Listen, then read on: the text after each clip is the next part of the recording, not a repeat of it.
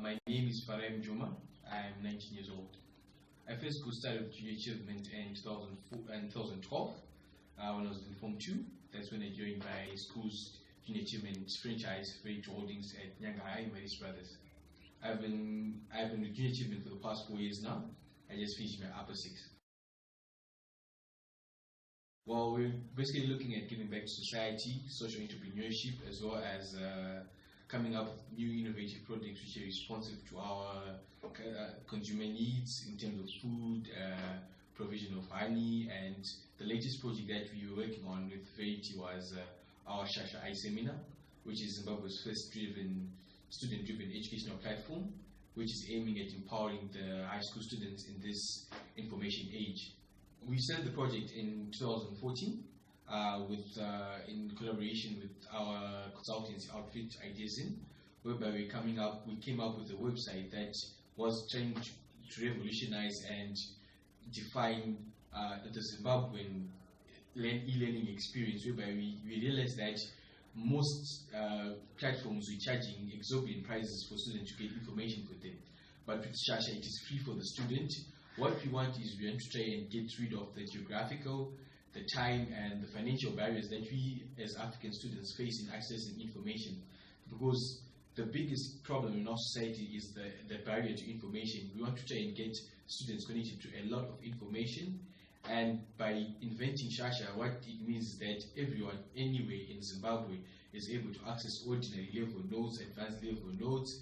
We are also giving online, we also have seminar previews as well, and we also venturing into career guidance, because we believe that after passing your examinations, you need to remap your way forward, and career guidance and mentorship is something that is really lacking in our community. So by being able to provide notes as well as career information, students can be equipped with their next step in their lives. Well, what we're doing is we've also been targeting the real community with the fundraising process that we've also been doing. We believe that we can be able to create equal opportunities. And so far we managed to sponsor 5 marginalized students in rural Nyanga with school fees for their primary education. And to get connected more to the rural location, we are looking at also coming up with the Eco Hub, which is the rural computer hub shell, whereby we want to try and bring computers and internet connections powered by solar energy into rural locations whereby they don't have access to that. Now, by doing so, we are able to expose the students to e-learning as well as necessary computer literacy and introduce them to the web. And through the web, we all know that the web is a jump of opportunities, and by exposing them that way, we are creating better opportunities for them in their lifetime. Well, this year I was selected for the Anzisha Prize, which is an initiative by the African Leadership Academy and the Mastercard Foundation, which is aimed at bringing together the top 12 young entrepreneurs in Africa below the age of 23. And by doing so, I got the opportunity to be selected as part of the 12 from a pool of 500 applicants across the whole of Africa. So I went to Johannesburg in November, whereby we're having our Accelerated Entrepreneurs Week. So by doing so, we were taught various things such as financial literacy, how to manage your innovation, and how to expand and make your venture grow beyond what it is at the current level. So I had other people from 9 different countries doing very amazing projects. So I presented on our project Shasha, and then that means now I'm part of the Anzisha Fellowship for my lifetime.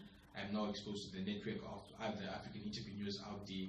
But this is only the beginning of the work that I have to start doing together with my team, which is to get more influence and impact more African students who are in need of what we want. And what we want is to try and eradicate poverty on this continent.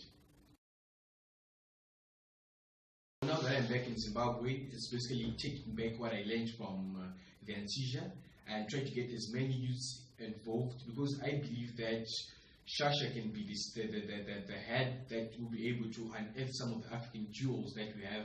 We understand that there are brilliant students in rural locations, there are brilliant students everywhere in the semi-urban areas. We need to try and reach out to them through this initiative. So what we're trying to do now is we're trying to come up with a list of top 25 influential Zimbabweans under the age of 23. That way we try to expose those young African leaders that are coming up in every arena, may it be sporting, may it be education or entrepreneurship, because we believe that those are the people that are going to be able to spearhead our economies and our social welfare. And we're also working on coming up with a coding module that we're working on in the native language Shona as well as Ndebele for students with different linguistics, and that try to broaden the spectrum and get everyone involved. So that's basically what we plan on doing.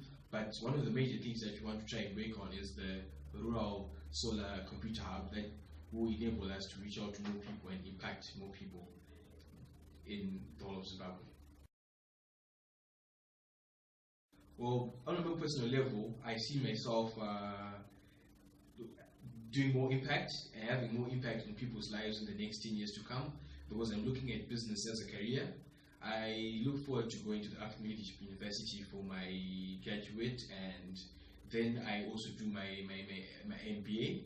So that way I'm able to get the necessary information that I need to drive, because entrepreneurship alone without knowledge is very vague, and you need to get that exposure. And I believe that in the next 10 years, I'll be the CEO and co-founder of very many influential businesses that will impact not only our economies, but also our social standing as a continent. That is the impact that I want to have in 10 years' time.